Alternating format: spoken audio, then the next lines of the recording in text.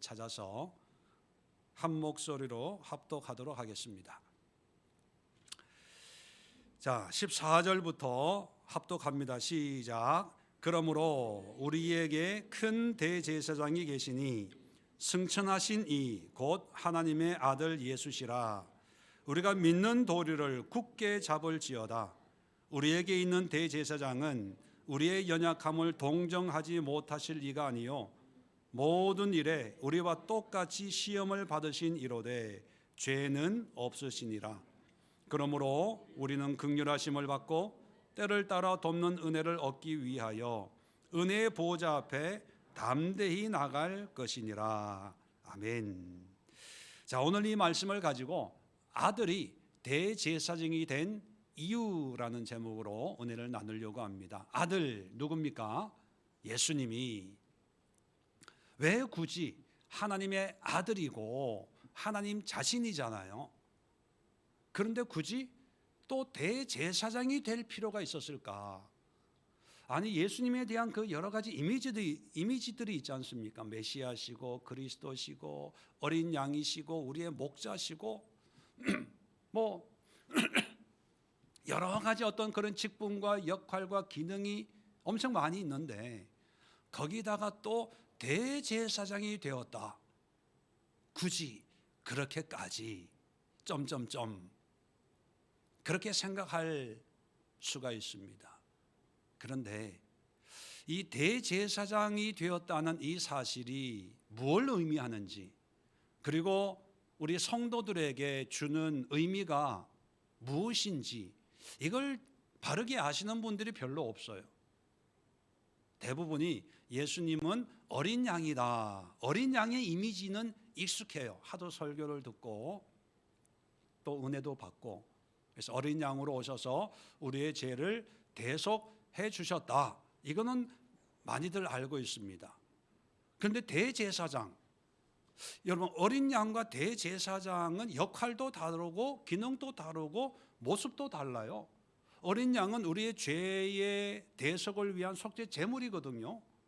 제사장이 어린 양을 죽여서 그 피를 가지고 우리의 죄를 대속하는데, 이런 대속하는 사람이 누굽니까? 제사장. 그 제사장이 우두머리가 대제사장이거든요. 그러면 예수님이 희생 제물이 되시기도 하고 희생을 시키는 그 제물을 잡는 대제사장도 된다. 이게 맞지가 않는 거예요. 그러면서 뭐가 진짜냐? 어떤 의미냐?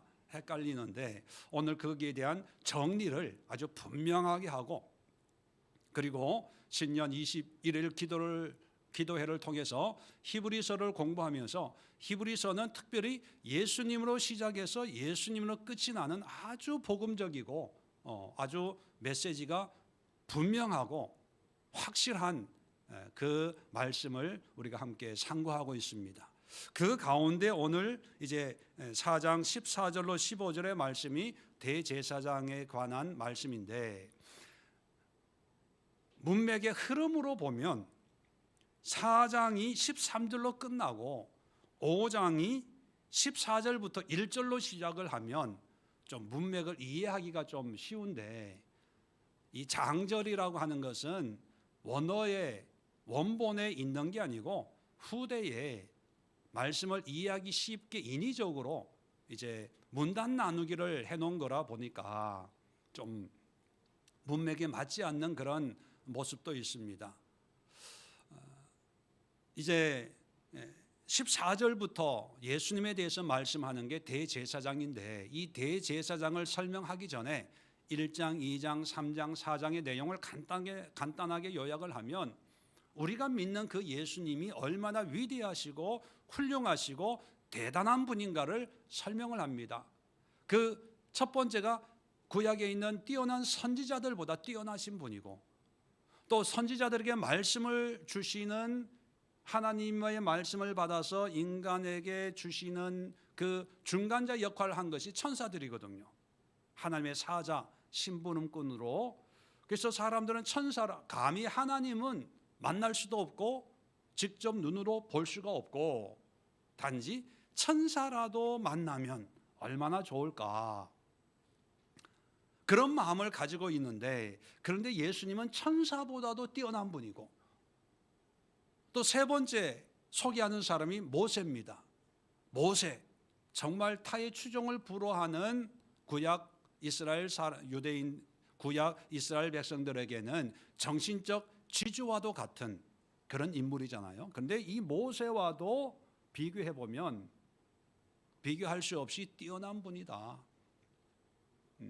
그런 얘기를 쭉 하고, 이제 4장부터 이제 14장 오늘 본문부터 대제사장을 얘기하는데, 이 대제사장은 이스라엘 백성들에게는 아론의 그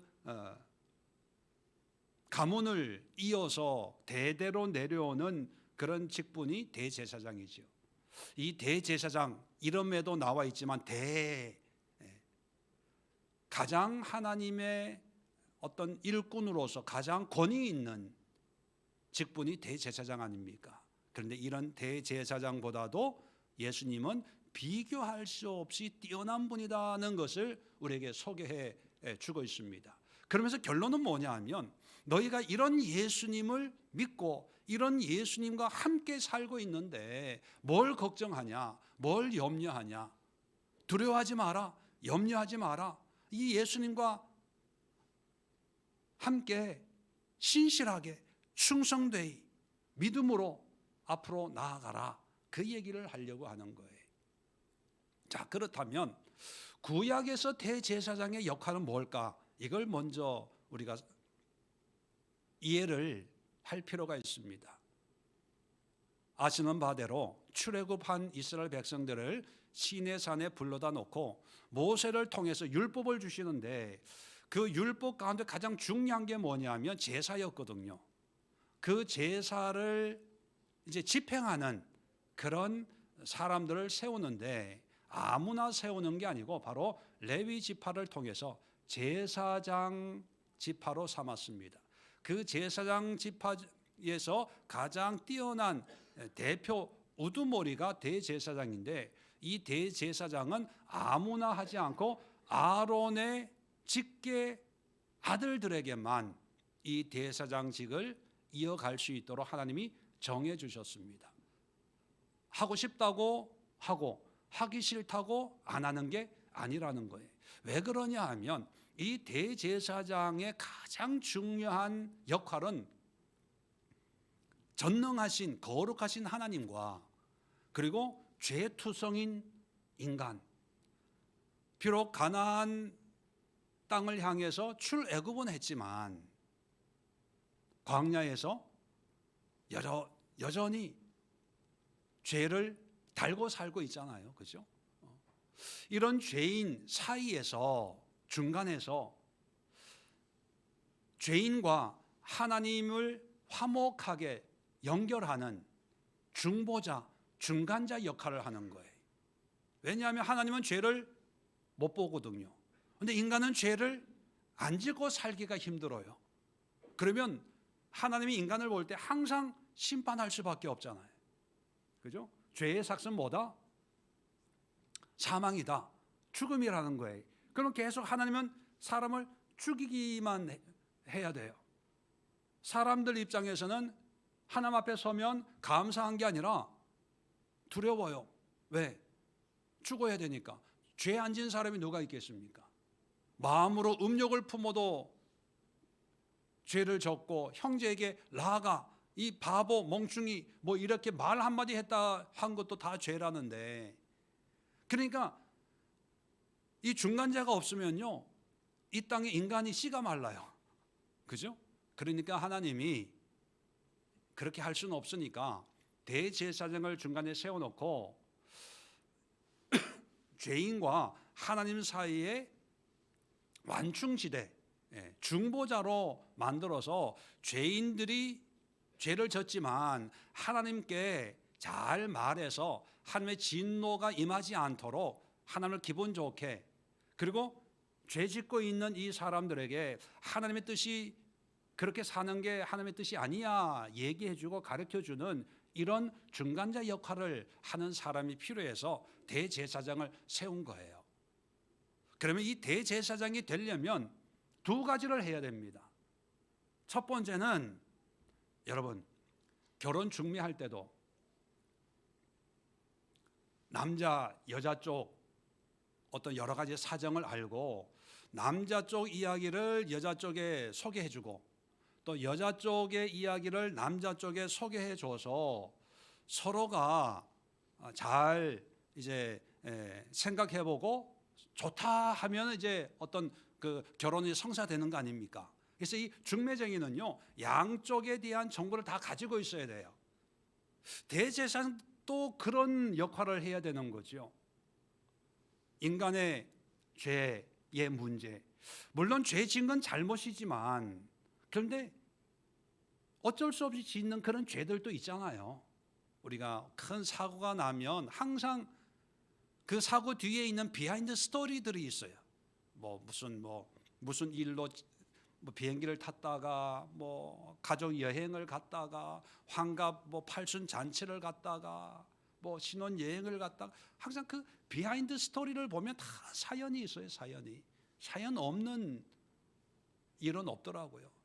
죄도 마찬가지입니다. 죄는 졌지만 예를 들어서 살인은 했지만 그 살인한 사람의 비하인드 스토리를 보면 불우한 환경, 부모의 사랑을 못 받았고 배우지를 못했고 사기를 당했고 살인할 수밖에 없는 그런 죄는 밉지만 그런 사정들이 있잖아요.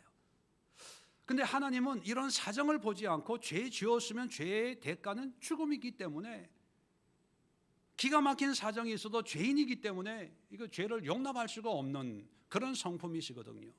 근데 이 대제사장은 그런 죄인들의 사정을 하나님께 알해 주는 거예요. 이 제사라는 이런 방법을 통해서 그러면 이 제사장은요, 이 죄인들의 상황에 대한 이해가 있어야 돼요. 이 사람이 왜 이럴 수밖에 없었는지, 왜 하나님 앞에 이제 변호사처럼 은혜를 구하려면, 그런데 아론 인간은 인간에 대한 이해가 있어요, 없어요? 잘 있죠.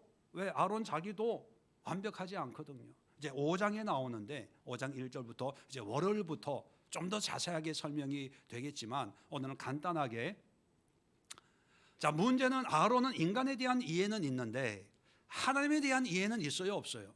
하나님에 대한 이해는 없어요. 하나님에 대해서 잘 몰라요. 그래도 하나님은 아론을 구별했다는 것이 거룩이거든요. 거룩하게 구별해서 부족하지만 하나님에 대해서는 잘 모르지만 인간에 대한 이해가 있으니까, 그래, 네가 인간을 대신해서 1년에 한 번씩 내가 있는 거룩한 지성소에 와서 양의 피를 뿌리면서 너희들이 지은 죄를 대속해라. 그런 역할을 준 게 대제사장이에요. 그런데 예수님이 대제사장이라는 이 이야기는 어떤 의미냐 하면, 아론이 행한 그 대사장의 기능을 똑같이 하는데 우리가 늘 헷갈리는 게, 서론으로 말씀드린 것처럼 어린 양과 대제사장이라고 하는 이 두 가지 사실에 혼동이 오는 게 뭐냐 하면, 어린 양의 기능이 있고요, 역할이 있고 대제사장의 역할이 있어요. 이걸 우리가 분별을 못해서 헷갈리는 겁니다. 자, 예수님이 우리에게 어린 양으로 오셨다. 이것은 뭐냐면 우리를 구원해 주신 분이라는 거예요. 구원자, 어린 양의 피로 우리의 모든 죄로부터, 원죄로부터, 또 지금까지 지은 모든 허물로부터 예수님이 어린 양이 되셔서 우리를 죄에서 자유케 해주신 그런 상징으로 예수님이 보라, 하나님의, 세례 요한이 그랬죠. 예수님을 보시고 보라, 세상 죄를 지고 가는 하나님의 어린 양이다. 그래서 어린 양의 이미지는 우리의 구원을 얘기합니다. 그런데 이 대제사장은요, 구원이 아니라 구원받은 자가 구원으로 살면서 죄 안 지을 수 있나요? 구원받았다고 해도 여전히 죄는 지을 수밖에 없어요. 자, 구원받기 위해서는 어린 양의 피로 용서받고 구원받았는데, 그러면 구원받고 신앙생활을 하고 있는 성도들이 여전히 세상 속에 죄를 짓고 있는 이 죄를 어떻게 해결할 거냐, 이 문제가 이제 현실적인 문제가 된 거예요. 이 히브리서 서신을 읽고 있는 성도들도 구원은 받았어요. 그래서 유대교를 버리고 기독교로 예수를 믿는 믿음으로 개종을 했죠. 그런데 살다 보니까 여전히 죄를 짓고 있거든요, 자신들이. 그리고 처음에는 은혜롭고 뜨겁게 예수를 위해서 헌신하겠습니다, 순종하겠습니다 했는데 시간이 가면 갈수록 식어지는 거예요. 그리고 상황을 보니까 어렵고 힘들고 예수 믿는다고 핍박이 있고 이러니까 내가 굳이 왜 이렇게 힘들게 믿어? 편하게 믿는 방법도 있는데, 유대교로 가면 어차피 여호와 하나님 믿는 거 아니냐, 옛날로 돌아가자, 뭐 이렇게 추운 날 이렇게 멀리 교회 올 필요가 뭐가 있어, 이렇게 힘들게 봉사하고 뭘 애쓰면서 할 필요가, 예수를 믿을 필요가 뭐가 있어. 그냥 옛날에 했던 대로 편한 대로 쉬운 방법이 있는데, 그러면서 점점 타협하는 거예요. 핑계를 대는 거예요. 무슨 뭐 조그만 피할 길이 있으면 이런 이유 저런 이유 핑계 대서 안 하고 쉬고 뭐 게을러지고 뭐 이러다 보니까 신앙이 점점 진보하는 게 아니라 퇴보하고 있거든요. 이런 상황에 있는 성도들에게 쓴 편지가 히브리서입니다. 자, 이런 사람들에게 문제가 뭐냐 하면 구원의 문제가 아니에요. 구원은 받았지만 이제 그 구원이 이제 흔들흔들 거리는 거죠. 식어지는 거죠. 왜? 내 삶의 죄의 문제들 때문에. 자, 여기에 이제 고민하고 있는 사람들에게 예수님이 대제사장이다 말하는 이유는, 대제사장은 구약에 말씀드린 것처럼 출애굽한 이스라엘 백성들이 이제 광야와 가나안 땅에서 살아갈 때 일상에서 짓는 죄의 문제들이 여전히 있지 않습니까? 이 문제를 대제사장이 하나님 앞에 해결해 주는, 속죄해 주는 역할을 하는 게 대제사장이에요. 그래서 이 대제사장은 아까 두 가지를 잘 해야 된다고 말씀을 드렸습니다. 그건 뭐냐면 첫 번째가 사람에 대한 어떤 상황, 연약하고 부족하고 어리석은 그런 인간들이 알지 못해서 어쩔 수 없이 지은 죄입니다라고 하나님 앞에 고할 수 있는 인간에 대한 이해. 그 다음에 두 번째 자질은 뭐냐면 하나님에 대한 이해예요. 중매쟁이가 이쪽 저쪽 다 알아야 잘 화목하게 만드는 것처럼 하나님에 대한, 하나님의 뜻이 이런 거야. 너 지금은 용서하지만 하나님은 이런 거를 정말 싫어하시는 분이거든. 앞으로는 이렇게 살면 안 돼. 백성들에게 가르칠 수 있는 거예요. 그래서 대제사장을 종교 지도자의 우두머리로, 지도자의 우두머리로 여기는 거 아닙니까? 근데 아론은 말씀드린 것처럼 인간에 대한 이해는 있지만 하나님에 대한 이해는 없어요. 근데 예수님은 어떻습니까? 하나님에 대한 이해 있을까요, 없을까요? 당연히 있죠. 하나님, 예수님이 하나님 자신이니까. 자, 그러면 예수님은 인간에 대한 이해는 있을까요? 예, 있죠. 그런데 좀 더 생각해 보면요, 물론 예수님이라고 하는 그 이름이 인간인 예수, 인간인 하나님을 이제 표현하는 그런 용어인데, 사실 하나님은 우리의 창조주지만 우리의, 물론 하나님은 전지전능하기 때문에 모든 걸 아시죠. 그런데 하나님이 아는 거하고 우리가 우리 자신을 아는 거하고 조금 느낌이 다른 것 같아요. 우리는 이해하잖아요. 집사님이 그럴 수밖에 없었구나.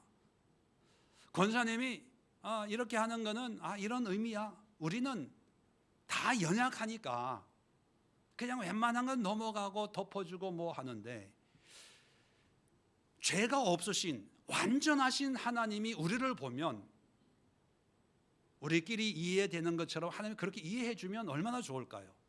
아마 그러면 심판도 안 하실 것 같아. 그래. 근데 심판한다는 얘기는 뭡니까? 우리의 이해와는 다른 차원에서 보는 거예요. 그런 하나님이 인간이 돼서 대제사장이 됐다는 것은요, 자, 오늘 15절에 보면 우리에게 있는 대제사장은 우리의 연약함을 동정하지 못하실 이가 아니요 모든 일에 우리와 똑같이 시험을 받으신 이로되 죄는 없으시니라. 15절은 아주 짧게 예수님이 어떻게 대제사장이 될 수 있었는가를 아주 담백하게 간단하게 묘사하고 있습니다. 우리를 연약함을 동정하지 못하실 이가 아니요. 이중부정은 강한 긍정이잖아요. 그러니까 우리의 약함을 동정하실 수 있는 분이다. 그리고 모든 일이 우리와 똑같이 시험을 받으신 분이다. 시험이란 말은 뭐 마귀가 주는 시험도 포함되고 우리가 어떤 세상 살면서 미혹, 유혹, 시험, 고난, 환난 이런 걸 다 포함하는 거예요. 다시 말하면 예수님은 우리의 약함을 동정하시고 또 우리가 경험한 모든 걸 경험했다는 거예요. 자, 예수님이 이런 걸 경험할 이유가 뭡니까? 우리는 보통 예수님이 십자가 지시기 위해 이 땅에 오셨다 이렇게 표현합니다. 예, 맞아요.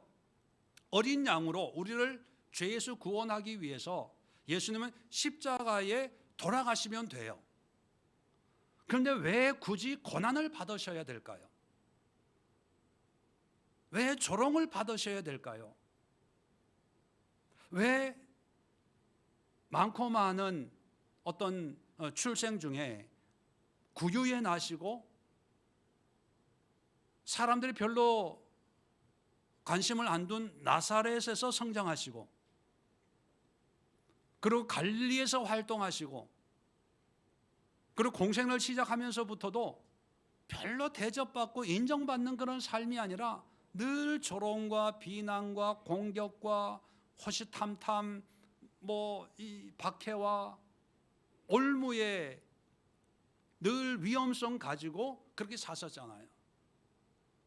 왜 이렇게 정말 하나님이라고 하는 예수님이 굳이 이렇게까지?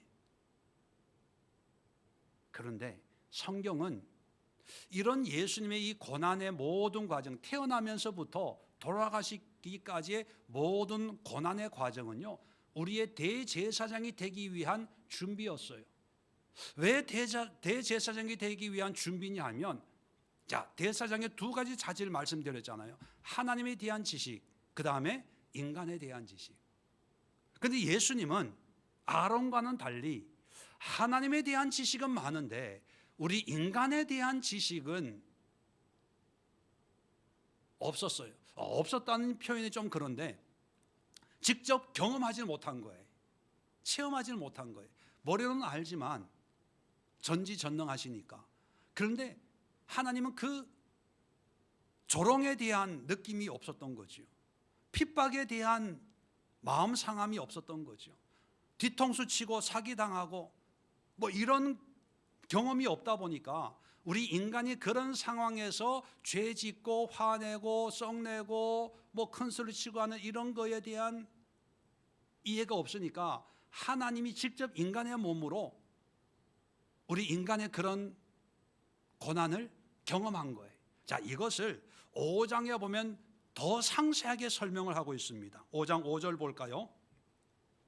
또한 이같이 그리스도께서 대제사장 되심도 스스로 영광을 취하심이 아니요 오직 말씀하신 이가 그에게 이르시되 너는 내 아들이니 내가 오늘 너를 낳았다.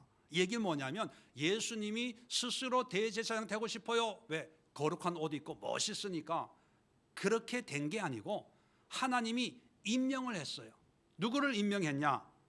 5절에 인용하고 있는 것이 너는 내 아들이다. 하나님의 아들인데 아버지의 성부 하나님이 성자 예수에게 너 인간을 위한 대제사장 돼야 돼. 임명해서 어쩔 수 없이 됐다는 거예요. 자, 됐는데 6절에 이같이 다른 데서 말씀하시되 내가 영원히 멜기세덱의 반차를 따르는 대제사장이라. 그런데 아론의 반차, 아론의 혈통을 따르는 제사장이 아니라 멜기세덱, 이 멜기세덱에 대해서는 나중에 또 7장에 보면 자세하게 나옵니다. 멜기세덱, 율법과는 다른 라인을 따르는 대제사장이 되라, 그렇게 말씀하셨다는 거죠. 자, 그래서 됐는데, 자 7절입니다. 대제사장이 됐어요. 멋있게 옷 입고 어떤 제사를 집리하는 게 아니라 7절에 그는 육체에 계실 때에 자기를 죽음에서 능히 구원하실 이에게 심한 통곡과 눈물로 간구의 소원을 올렸고 그의 경검하심으로 말미암아 들으심을 얻었느니라. 그가 아들이시면서도 받으신 고난으로 순종함을 배워서 9절입니다. 온전하게 되셨은즉. 자, 여기까지가 15절에 있는 그 말씀을 좀 설명해 준 거예요. 자, 대제사장이 되었는데 이 대제사장의 직분을 잘 감당하려면 예수님에게는 공부해야 될 게 뭐가 있다고요? 인간에 대한, 그래서 인간에 대한 그 얘기, 육체에 계실 때 죽음에 대해서 능히 구원하실 이에게, 하나님이죠. 심한 통곡, 눈물, 간구, 소원. 자, 이런 기도를 했다는 얘기는 뭡니까? 한마디로 힘들고 어렵고 고난 가운데 있었다. 그런데 이런 속에서 경건함으로 들으심을 얻었느니라. 응답을 받았다는 거예요. 그리고 8절에 그가 아들이시면서도, 그러니까 하나님의 아들이면 이런 고난을 받을 필요가 없는 분인데도 불구하고 고난을 통해서 순종함을 배워서, 배웠다는 표현보다는 순종함의 경험을 통해서, 그게 더 맞지 않을까요? 자, 그래서 9절에 온전하게 되셨은즉.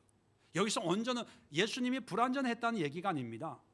대제사장으로서 온전한 자질을 갖추었다는 거예요.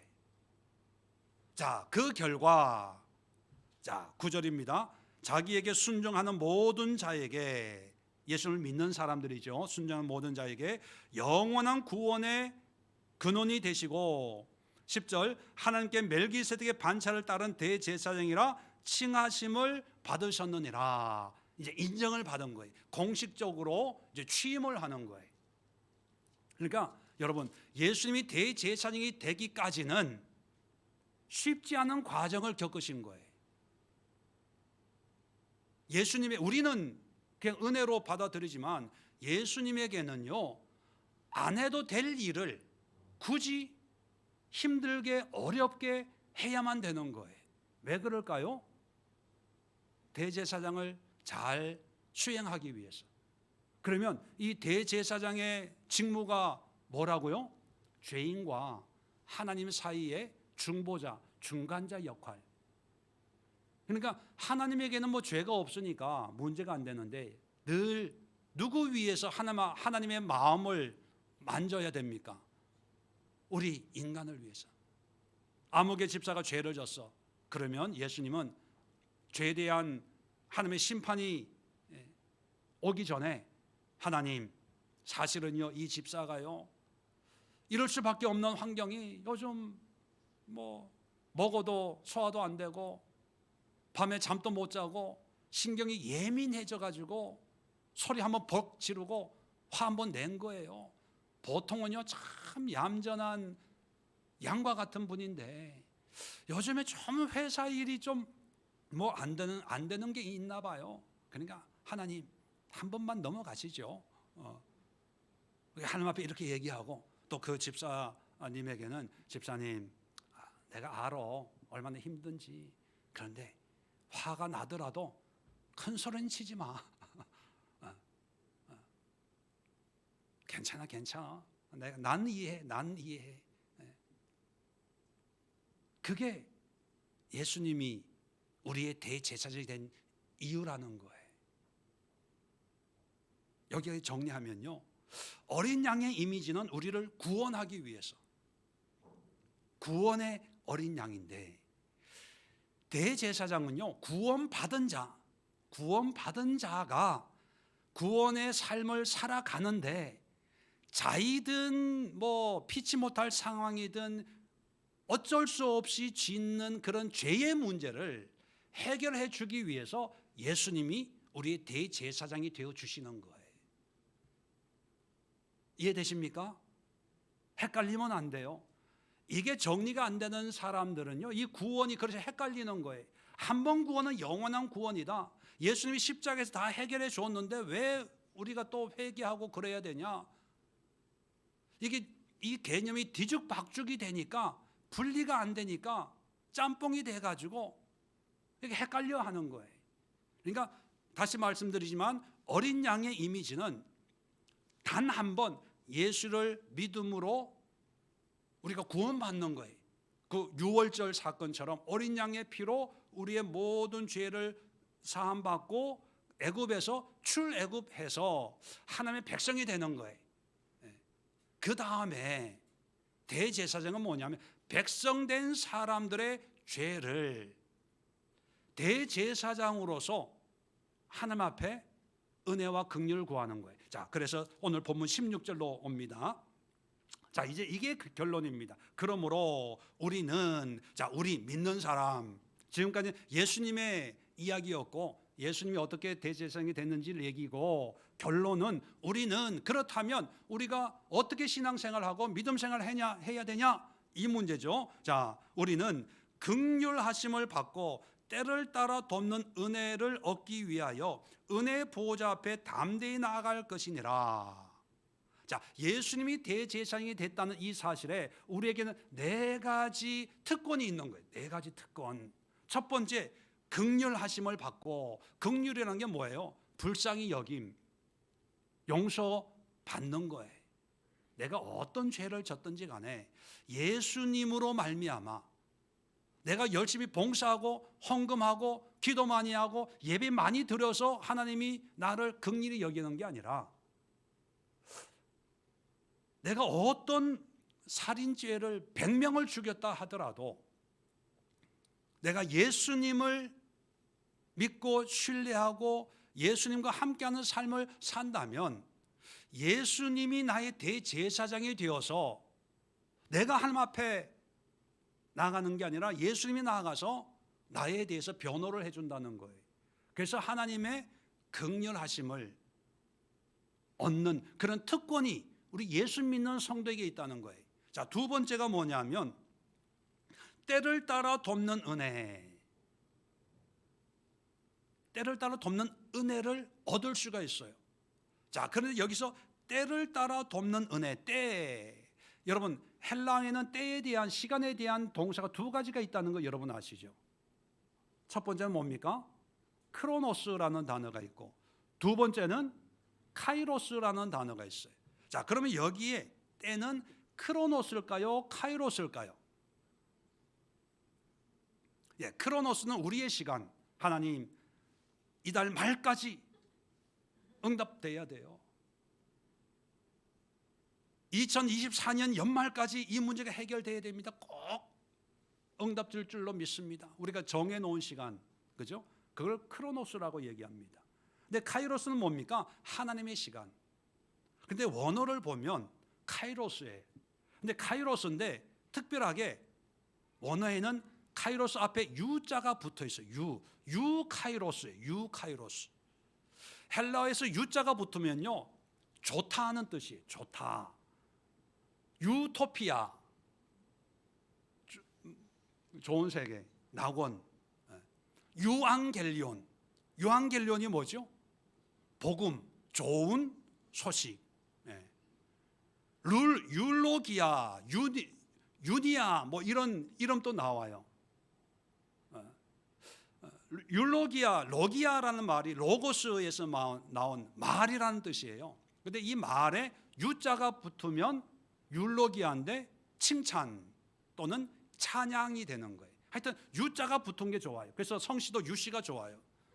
유씨만 아멘. 왜 안 해? 했어요? 시집 잘 갔네.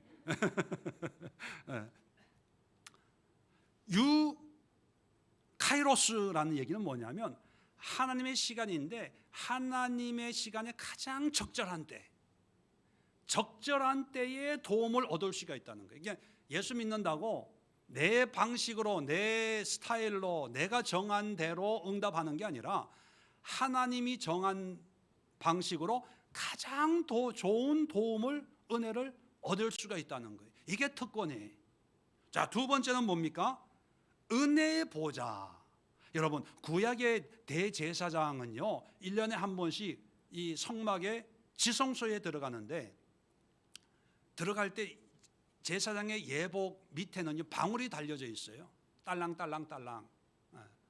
왜 방울을 다냐 하면 제사장도 죄가 있으면 하나님이 심판하셔서 죽어야 되거든요. 그러니까 딸랑딸랑 소리가 나면 살아있구나. 근데 딸랑딸랑 소리가 안 나면 죽었구나. 그래서 들어갈 때 다리에 줄을 묶어요. 아무나 그 지성소에 못 들어가니까. 소리가 안 나면 이게 밖에서 땡겨내야 되는 거예요. 그러니까 1년에 한 번 죄를 속하기 위해서 제사장 입장에서는 기분 좋겠어요? 두렵겠어요? 두려워요. 무서워요. 그래서 정결하게 거룩하게 얼마나 많은 준비를 하고 들어가겠습니까? 네, 그 자리가 하나님의 심판 자리거든요. 심판 자리. 그런데 예수님의 대제사장이 되심으로 그 심판의 보좌, 심판 자리가 아니라 뭐로 바뀐다고요? 은혜의 보좌, 은혜의 보좌. 은혜는 좋은 겁니까? 나쁜 겁니까? 좋은 거예요. 너무 좋으니까 우리도 애들 이름 지을 때 은혜라고 짓잖아요. 은혜 받고 싶어서.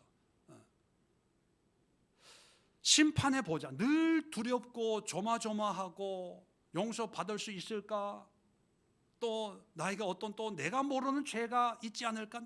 늘 거기에 신경 써야 되고 방울 소리가 나야 좀 안심이 되고 그러는데 예수님이 대제사장이 됨으로 말미암아 내가 어떤 죄를 짓고 살았든지 간에 예수님이 하나님 앞에 나에 대해서 얘기해 주면 하나님은 수긍을 하고 거기에 대한 은혜를 나에게 베풀어 준다는 거예요. 그래서 심판의 보좌가 아니라 은혜의 보좌예요. 원래 구약에 법궤 위에 이제 그룹 천사가 이렇게 마주보고 있는 형상으로 만들었거든요. 그 뚜껑을 속죄소라 그래요. 속죄소. 그런데 다른 성경에는 그 속죄소를 어떻게 표현해요? 시은좌라고 표현해요. 한문으로 시은좌. 좌는 보좌고 은은 은혜고 시는 준다, 시해, 나눠준다는 그런 뜻입니다. 이게 이 속죄소가 하나님의 은혜를 나눠주는 자리의 명칭은 가지고 있는데 구약에는 워낙 죄가 많은지라 두려워요. 은혜가 아니라 심판만 안 받아도 나는 성공이야 그렇게 생각을 했거든요. 근데 예수님이 대제사장이 되심으로 해서 정말 이름대로 시은좌, 은혜의 보좌가 말 그대로 은혜를 베풀어 주는 그런 자리로 바뀌어지는 거예요. 네 번째, 자, 보좌 앞에 담대히 나아갈 것이니라. 구약에는 대제사장만 이 지성소에 있는 법궤 시은좌 앞으로 갈 수가 있었습니다. 아무도 못 갔어요. 그런데 예수님으로 말미암아 우리가 잘 알잖아요. 예수님이 십자가에 돌아가셨을 때 성막의 휘장이 반으로 갈라졌다는 그 상징이 뭡니까? 누구나 다 하나님 보좌 앞에 갈 수가 있다는 거예요.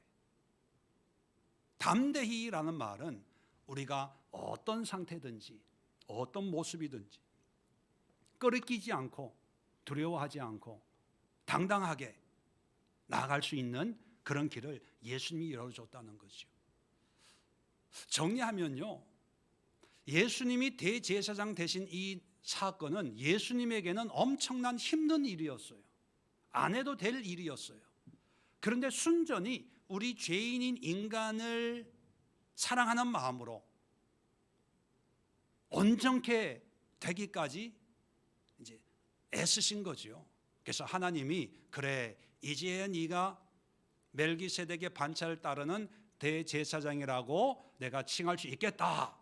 그게 이제 10절에 하신 말씀 아닙니까? 5장 10절에 하신 말씀 아닙니까? 그렇게 되기까지 온전하게 되기까지 예수님이 그렇게 애쓰신 이유가 뭐냐? 오직 하나에 우리를 향한 사랑. 그 우리가 누구냐 하면 구원을 주기 위해서가 아니라 이미 구원받은 사람, 예수를 믿는 사람. 그런데 지금 시험 들고 낙심하고 절망하고 포기하고 핑계대고 이유대고 농땡이 부리고 게으르고 기타 등등 이런 사람들을 하나님은 심판하시겠죠. 그런데 예수님은 버리지 않고 내가 그 사람들을 위해서 내가 대제사장으로서 하나님 앞에 그를 위해서 기도하고 간구하고 눈물 흘리기 위해서 내가 이 사람들의 아픔을 고난을 힘듦을 내가 경험해야지. 그게 대제사장이에요. 한평생을 부부로 살아도 배우자에 대해서 문득문득 그런 생각 들 때 있죠. 이 인간 도대체 어떤 인간이야? 그죠? 무슨 생각하는지 모르겠어. 도대체가 뭐 알다가도 모르겠어. 뭐 그러잖아요. 근데 예수님은 그런 사람, 도대체 모르겠는 사람, 도무지 이해가 안 되는 사람, 그 사람을 이해하기 위해서 그 사람의 대제사장이 된 거예요. 그래서 배우자도 이해가 안 되는데 근데 예수님은요 하나님 앞에 하나님 아무개 집사가요 이렇게 하는 거는 다 저마다 이유가 있어서 그래요. 누구에게도 얘기해 주지 못하는 마음의 아픔이 있어서 상처가 있어서 그래요. 왜 이 사람이 이런데요? 다 이런 것 때문에. 그러니까 하나님 외모만 보지 마시고 중심을 보시고 긍휼을 은혜를 베풀어 주세요. 그런 은혜 덕분에 우리가 있는 거예요. 그 일을 예수님이 해주시는 거예요. 그러니까 여러분 지금 이 히브리서라고 하는 책 이름이 말해 주는 것처럼 독자들은 이 글을 읽는 분들은 히브리인들, 유대인들이거든요. 유대 전통에 익숙해 있는 그런 사람들입니다. 대제사장 그러면 먼저 이게 무서워하는 거부감을 가지고 있는 그런 분이죠. 그런데 그런 사람들이 예수를 믿는데 이 예수님은 너희가 알고 있는 전통적인 그런 대제사장과는 전혀 다른 분이야 라고 하면 일단 대제사장의 어떤 역할에 대한 지식이 있는 사람이기 때문에 그런데 아론의 반차를 따른 대제사장과 다른 사람이야 라고 하면 너무 쉽게 이해가 되는 거예요. 그래? 그러면 우리가 그 예수님을 통해서 하나님을 만나면 되겠네? 예수님을 통해서 내 사정을 알면 되겠네? 이게 이해가 너무 쉬운 거죠. 눈높이로 설명하는 것이 바로 대제사장의 어떤 그 개념인데 우리는 그런 개념과 전혀 관계없는 문화에 살고 있다 보니까 이런 설명이 장황한 설명이 필요한 거죠. 결론적으로 말씀을 드립니다. 물론 자세한 거는 이제 내일 또 오시면 좀 더 자세하게 알 수 있지만 하나님의 아들이신 예수님이 굳이 대제사장이 되신 이유는 뭘까? 그것은 우리를 구원하기 위함이 아니고 이미 구원받았기 때문에 구원받은 성도들 바로 우리 아닙니까? 우리의 삶을 예수님이 어제 말씀드린 완전한 안식을 주기 위해서 끊임없이 공격하는 죄의 문제, 미혹, 사탄의 역사로부터 우리를 지키기 위해서, 죄를 해결해 주기 위해서 대제사장이 되신 거예요. 그러니까 예수님을 믿는다는 게 얼마나 축복이고 은혜고, 또 예수님이 나의 대제사장이 되었다는 이 사실은 세상의 어떤 것과도 바꿀 수 없는 그런 축복입니다. 그래서 히브리서 2장 17절에 예수님을 이렇게 표현합니다. 하나님의 일에 자비하고 신실한 대제사장이 되어. 신실, 다른 말로 하면 우리가 믿음, 충성, 피스토스, 진실. 하나님은요, 예수님은 신실하게 우리의 대제사장 역할을 하고 계세요. 그렇다면 우리는 어떻게 해야 될까요? 우리는 신실하게 죄를 짓는 게 아니고 신실하신 예수님을 대제사장으로 믿고 우리도 신실하게 그 대제사장 예수님이 베풀어 주신 은혜를 누려야 됩니다. 신실하게 하나님의 긍휼을 구하고 때를 따라 돕는 은혜를 구하고 은혜의 보호자를 사모하고 또 담대하게 어떤 환경 여건, 그래서 죄를 짓더라도 포기하지 마시고, 미혹이 되고 사탄의 놀이개가 됐다 하더라도 여러분 절망하지 마세요. 나는 왜 믿음이 안 자랄까? 왜 나는 신앙이 이렇게 쑥쑥 자라지 않을까? 여러분 절망하지 마세요. 낙심하지 마세요. 우리의 대제사장 되신 예수님이 신실하게 우리를 돕고 있습니다. 그래서 우리가 어떤 모습, 어떤 상황에서도 하나님의 은혜의 보좌 앞에 나갈 수 있다는 사실. 그래서 예수님이 신실한 것처럼 우리도 신실해야 된다. 우리가 해야 될 부분이 있다는 거예요. 다 구원해 놓으셨으니까 하나님이 알아서 다 해줄 거야. 이건 착각이에요. 이건 무지입니다.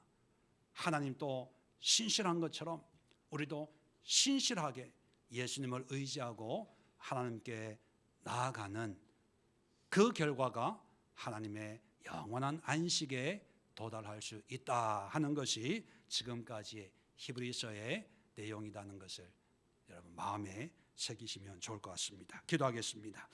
하나님 아버지 감사합니다.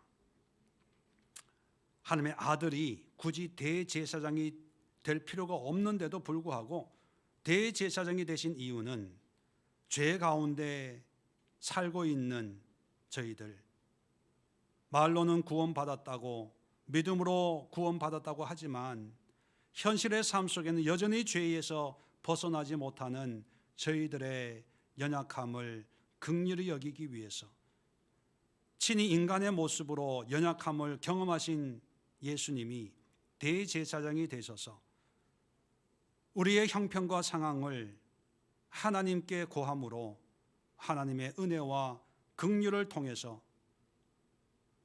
여전히 부족하고 죄인 가운데 있지만 하루하루의 삶을 살게 하시는 그 은혜를 주기 위해서 숱한 고난과 어려움을 극복하며 멜기세덱의 반차를 따르는 대제사장이 되셨습니다. 그렇다면 예수를 믿는 자의 삶은 어떤 것인가?